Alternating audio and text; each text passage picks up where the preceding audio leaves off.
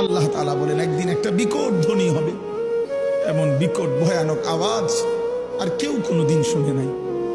সেই ধ্বনিটাই হলো কিয়ামতের ধ্বনি। ইসরাফিল ফু দিবে, আর আমি আল্লাহ তাআলা এই গোটা কায়নাত একসাথে ভাঙতে থাকবো, ভেঙে চুরে ফেলবো। তখন কি আওয়াজ হবে? আচ্ছা বাপ, একটা 10 তলা বিল্ডিং যদি মাইন দিয়া বোমা দিয়া উড়াইয়া দেয়, কি পরিমাণ আওয়াজ হয়?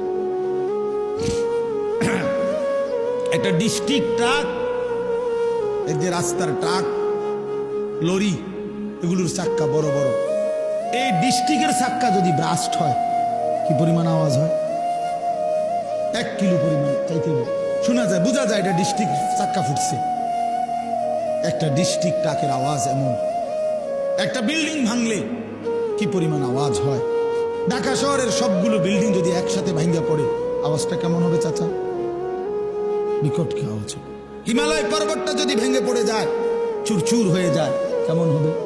তো আল্লাহ তাআলা বলেন, বান্দা এবার ভাবো তো, 7 আসমান আমি আল্লাহ একসাথে ভাঙ্গা ফেলবো, আওয়াজটা কেমন হবে? ইযাস সামাউন ফাতারাত, আসমান ভেঙে ভেঙে পড়বে, চুর চুর হয়ে পড়বে, কাচের মতো ভাঙতে থাকবে। ইদাল কাওয়াকিবুন তাসারাত, কোটি কোটি তারকারাজি খসে খসে পড়বে।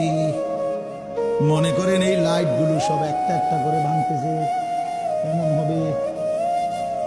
এই লাইটগুলো, এখানে এই ছোট্ট প্যান্ডেলের এই লাইটগুলো যদি ভাঙতে থাকে, বলো না বন্ধু, যদি এই স্টেজ এখন ভাঙতে থাকে, তেরফালগুলো ছিটতে থাকে, বাঁশের খুঁটিগুলো যদি পড়তে থাকে, আর এইটুকু জায়গায় তখন আমাদের চিৎকার চেঁচামেচি কি পরিমাণ হবে?